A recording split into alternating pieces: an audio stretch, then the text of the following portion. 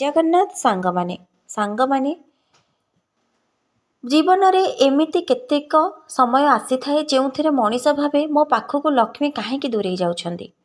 ଧନ କମିଯାଏ, କାମଧନ୍ଦା ବନ୍ଦ ହୋଇଯାଏ, ଘରେ କଳହ ଲାଗି ରୁହେ, ସ୍ୱାମୀ ସ୍ତ୍ରୀଙ୍କ ମଧ୍ୟରେ ବିରୋଧ, ଘରରେ ଅଶାନ୍ତି, ଭାଗ୍ୟ ସହଯୋଗ କରେ ନାହିଁ।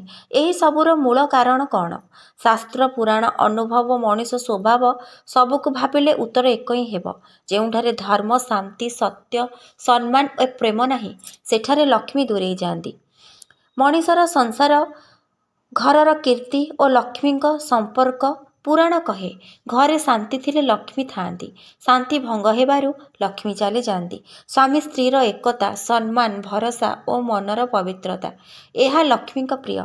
ଯେଉଁଠାରେ ଏକତା ନାହିଁ, ସେଠାରେ ଭାଗ୍ୟ ମଧ୍ୟ ଭାଙ୍ଗିଯାଏ। ଘରେ ନିତ୍ୟ କଳହ ହୁଏ, କଥାରେ କଠୋରତା, ଅମର୍ଯ୍ୟାଦା, ଅଭିଯୋଗ, ଈର୍ଷା, ଦୋଷାରୋପଣ ଏହିସବୁ ହେଉଛି ଲକ୍ଷ୍ମୀଙ୍କ ପାଇଁ ଅପବିତ୍ର ଜାଗା। ସ୍ତ୍ରୀ ହେଉଛନ୍ତି ଘରର ଶାନ୍ତିର ମୂଳ, ପତି ହେଉଛନ୍ତି ଘରର ଧର୍ମର ମୂଳ। ଯେଉଁଠାରେ ଦୁଇ ଜଣ ଏକ ଦିଗରେ ରହନ୍ତି, ଲକ୍ଷ୍ମୀ ସେଠାରେ ସଦା ସ୍ଥିର ଭାବେ ରହିଥାନ୍ତି। ପୁରାଣରେ ଲକ୍ଷ୍ମୀ କେବେ ଚାଲିଯାଆନ୍ତି? ମଣିଷ ଭିତରେ ଅହଙ୍କାର ଆସିଲେ। ଶ୍ରୀଲକ୍ଷ୍ମୀ ସବୁଠାରୁ ବଡ଼ ଶତ୍ରୁ ହେଉଛି ଶ୍ରୀଲକ୍ଷ୍ମୀଙ୍କର ଅହଙ୍କାର। ମଣିଷ ଧନ ହେଲେ ଭାବେ ମୁଁ ହିଁ ସବୁକିଛି। ସେତେବେଳେ ଲକ୍ଷ୍ମୀ ଭାବନ୍ତି, ଯେଉଁଠାରେ ମୋର ମାଧ୍ୟମରେ ମଣିଷ ଅହଙ୍କାର କରୁଛନ୍ତି, ସେଠାରୁ ମୁଁ ଦୂରେଇ ଯିବି। ସେଥିପାଇଁ ଧନ କିଛି ଥାଉ କି ନଥାଉ, ନମ୍ରତା ନଥିଲେ ଲକ୍ଷ୍ମୀ ସ୍ଥିର ହୋଇନାହାନ୍ତି। କୃତଜ୍ଞତା ନଷ୍ଟ ହେଲେ ଧନ କିଏ ଦେଇଛନ୍ତି? ଭଗବାନ। ସାଙ୍ଗ ହେଉଛନ୍ତି କିଏ? ପରିବାର। କିନ୍ତୁ ମଣିଷ ଯେତେବେଳେ ସବୁ ମୋ ପାଇଁ, ମୋର ଦମରେ ଭାବେ, ଲକ୍ଷ୍ମୀ ଭାବନ୍ତି ଯାହା ଦେଲି ସେ ଧନକୁ ମୋର ଭାବରେ ନୁହେଁ ନିଜକୁ ଦେଖାଉଛି, ତେବେ ମୁଁ ବାହାରି ଯାଉଛି। ଘରେ ଅଶୁଚି, ଦେହରେ, ମନରେ, କଥାରେ ଲକ୍ଷ୍ମୀ ହେଉଛନ୍ତି ସୌଚିତ୍ୟର ଦେବୀ। ଯେଉଁଠାରେ ଅସଫାଇ, ଅସ୍ୱଚ୍ଛ, ଖରାପ ପରିବେଶ, ଖରାପ କଥା, ଝଗଡ଼ା, ସେଠାରେ ସେ ରହିବାକୁ ଚାହାନ୍ତି ନାହିଁ। ମା ଲକ୍ଷ୍ମୀ ଆସିବାକୁ ପ୍ରଥମେ ଘର ଦେଖନ୍ତି। ଘର ନୁହେଁ, ଘରର ହୃଦୟ କେମିତି, ଘରର ପରିବାରର ମନ କେମିତି, ସେହି ଦେଖନ୍ତି। ସ୍ୱାମୀ ସ୍ତ୍ରୀର ଅସମ୍ମାନ ଘରୁ ଲକ୍ଷ୍ମୀ ବାହାରିବାର ପ୍ରଥମ କାରଣ। ମଣିଷ ସ୍ତ୍ରୀକୁ ସମ୍ମାନ ଦେଉନାହାନ୍ତି। ଘରର ସମ୍ପୂର୍ଣ୍ଣ ଶାନ୍ତି ସ୍ତ୍ରୀଙ୍କୁ ଆଧାର କରିଥାଏ। ଯଦି ସ୍ତ୍ରୀ ଦୁଃଖିତ, ଘରର ଲକ୍ଷ୍ମୀ ଦୁଃଖିତ। ଯଦି ସ୍ତ୍ରୀ କାନ୍ଦେ, ଘରର ଭାଗ୍ୟ କାନ୍ଦେ। ପତ୍ନୀକୁ ଅପମାନ କଲେ ଲକ୍ଷ୍ମୀ ତକ୍ଷଣ କ୍ରୁଦ୍ଧ ହୋଇ ଦୂରେଇ ଯାଆନ୍ତି। ପତ୍ନୀ ହେଉଛନ୍ତି ଲକ୍ଷ୍ମୀର ଅଂଶ, ପତି ହେଉଛନ୍ତି ନାରାୟଣର ଅଂଶ। ଯେଉଁଠାରେ ଏହି ଦୁଇ ଅଂଶ ମଧ୍ୟରେ ସମ୍ମାନ ନାହିଁ, ସେଠାରେ ଲକ୍ଷ୍ମୀ କୌଣସି ଦିନ ସ୍ଥିର ହୋଇନାହାନ୍ତି। ସ୍ତ୍ରୀ ସ୍ୱାମୀକୁ ଗାଳି ଦେଲେ, ସ୍ୱାମୀକୁ ଅବମାନ, ଅଭିଯୋଗ, ଅସମ୍ମାନ ଦେଲେ, କିନ୍ତୁ ସାଧାରଣତଃ ଦୃଶ୍ୟ ହେଉଛି, ପୁରାଣ କହେ, ଯେଉଁ ସ୍ତ୍ରୀ ପତିଙ୍କ ସମ୍ମାନ ରକ୍ଷା କରେନି, ସେଠାରେ ଲକ୍ଷ୍ମୀ ନଥାଏ।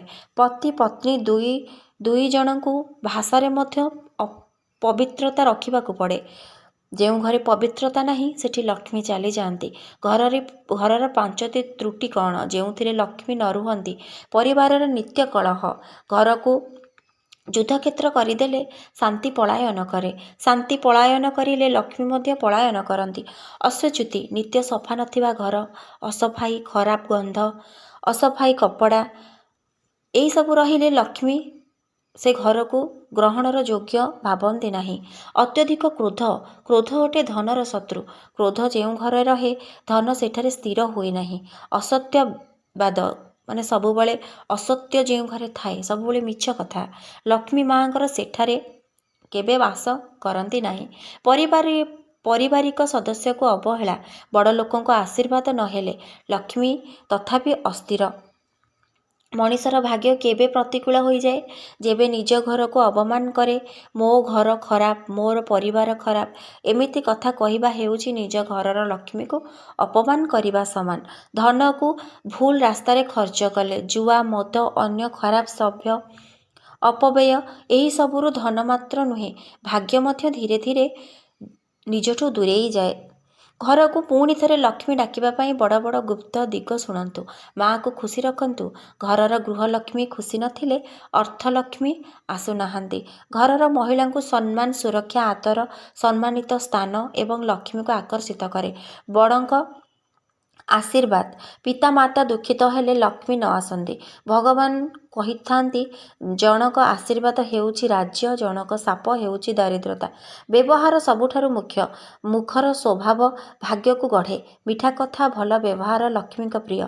ଦାନ ଧନକୁ ପବିତ୍ର କରେ। ଶାସ୍ତ୍ରରେ କୁହାଯାଇଛି ଯେତେ ଦଉଛ ସେତେ ଆସୁଛି। ଦାନ ଧନକୁ ପବିତ୍ର କରେ। ଯେଉଁ ଧନ ପବିତ୍ର ସେଠାରେ ଧନର ଅଭାବ ମାନେ ନାହିଁ।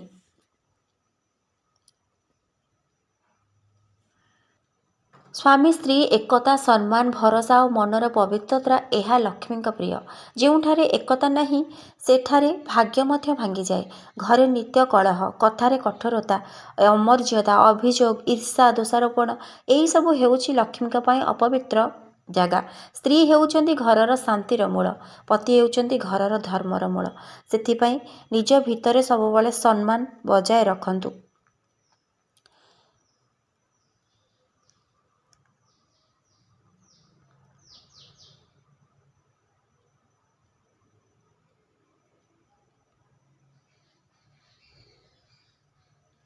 ସ୍ୱାମୀ ସ୍ତ୍ରୀ ପାଇଁ ଜୀବନର ସର୍ବୋତ୍ତମ 12ଟି ନୀତି।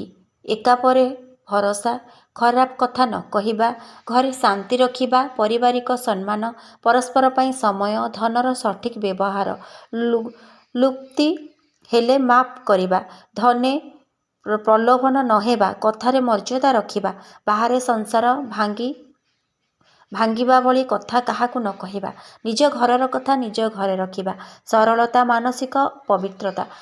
ସଂସାରର ଅସଲ କଥା ଧନ ନୁହେଁ, ଘର ନୁହେଁ, ମଣିଷ ନୁହେଁ, ଲକ୍ଷ୍ମୀ ହିଁ ସବୁ। ଧନ ଆସେ ଯାଏ, ରୁପିଆ ଖର୍ଚ୍ଚ ହୋଇଯାଏ ପୁଣି ଆସେ, କିନ୍ତୁ ଲକ୍ଷ୍ମୀ ଘରର ଆଶୀର୍ବାଦ ଭାବରେ ରହନ୍ତି। ମଣିଷ ଛାଡ଼ିଯାଆନ୍ତି, ଦୁଃଖ ଆସେ, ଜୀବନ ଭାଙ୍ଗିଯାଏ, କିନ୍ତୁ ଲକ୍ଷ୍ମୀ ଯଦି ରହିଗଲେ ମଣିଷ ପୁଣି ସବୁ ଗଢ଼ିପାରେ। ଘରକୁ ସକାଳ ସନ୍ଧ୍ୟା ଏମିତି କରିଲେ ଲକ୍ଷ୍ମୀ ଟିକିଏ ହେଲେ ବି ଆପଣଙ୍କ ଘର ଛାଡ଼ି ଯିବେ ନାହିଁ। ଦୀପ ଜଳାନ୍ତୁ, ଶାନ୍ତିର କଥା କୁହନ୍ତୁ, ସବୁବେଳେ ମଧୁର ବଚନ କୁହନ୍ତୁ, ନିତ୍ୟ ମନର ଅସୁସ୍ଥତା ହଟାନ୍ତୁ, ଘରରେ ସବୁବେଳେ ହସ ଖୁସିରେ ରୁହନ୍ତୁ, ସବୁବେଳେ ଶୁଭ କଥା ମନରେ ଭାବନ୍ତୁ, ବଡ଼ଙ୍କୁ ଆଶୀର୍ବାଦ ନିଅନ୍ତୁ ବଡ଼ଙ୍କ ଠାରୁ। ଏହା ହେଉଛି ଘରର ଲକ୍ଷ୍ମୀକୁ ବାନ୍ଧି ରଖିବାର ମହାମନ୍ତ୍ର।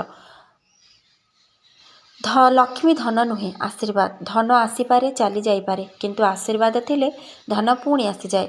ସ୍ୱାମୀ ସ୍ତ୍ରୀ ଏକତା ହେଉଛି ଲକ୍ଷ୍ମୀଙ୍କ ନିବାସ। ପରିବାରରେ ପ୍ରେମ ଥିଲେ ଦାରିଦ୍ରତା ମଧ୍ୟ ସୁଖ ଲାଗେ।